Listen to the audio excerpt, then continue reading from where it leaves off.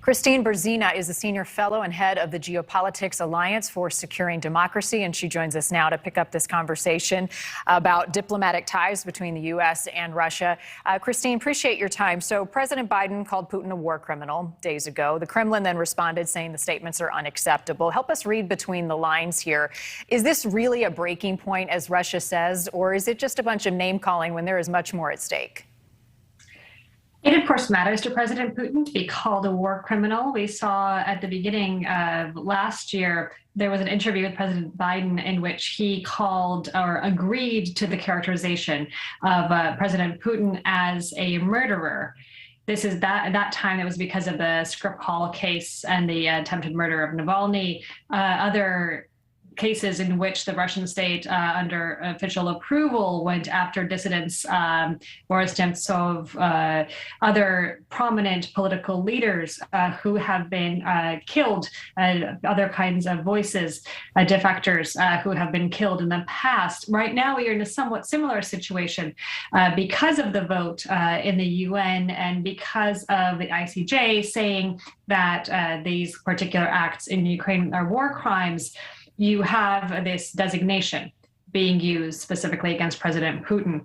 It matters. It isn't pretty, but of course, what President Putin is doing in Ukraine is an outrageous slaughter, as we just heard from Ned Price. It is an indiscriminate and vengeful attack on innocent civilians because he wants to prove a point. Because of this, there are greater diplomatic tensions. But again, we had that comment last year, diplomatic relations continued. Some of them will continue now today. But of course, the U.S. is not the main interlocutor in a direct way, President Biden to President Putin. We hear much more about the direct conversations President Macron of France has with President Putin. Keeping lines open is important. It's important to have this conversation, but at the same time, all of the outreach, all of the direct state visits that we had to Moscow, all of the continued phone calls have in no way changed or moderated the invasion of Ukraine. Let me ask you this, Kristine, because I hear what you're saying about the relationships, the diplomatic lines have been strained before this happened. But right now we've got U.S. detainees being held in Russia. Are those the ones that we need to be worried about right now? It matters. The question is Russia arresting people? Is it holding people for a potential exchange for others that they want? We need to keep an eye on this. But thus far, even before this, potentially impending break of relations, the U.S. hasn't had access. So it's not a loss to not have access. It is Russia simply being inappropriate thus far already. What I think is incredibly important is to continue military-to-military communications, make sure that both sides understand what the militaries are doing in terms of nuclear forces. That kind of communication continues as an incredibly important. But is it so important to have diplomatic ties that have been stagnated, in which there is not a truthful conversation from the Russian side possible at the moment?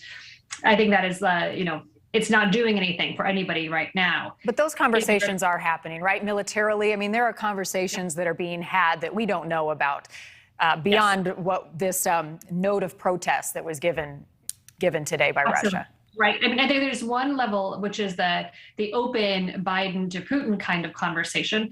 And then there is a whole other level of threat reduction that happens. That needs to continue. What we need to worry about is, should that break down, we are all at higher risk. Would a high level channel of communication, which is not leading to anything productive in the short term anyway,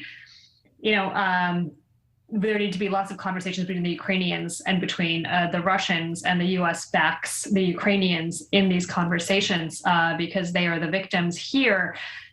We need to have a real conversation. And when Russia is willing to have a real conversation, they'll be important for that. But it does not appear to me that Russia is willing to have a conversation based in fact in any way.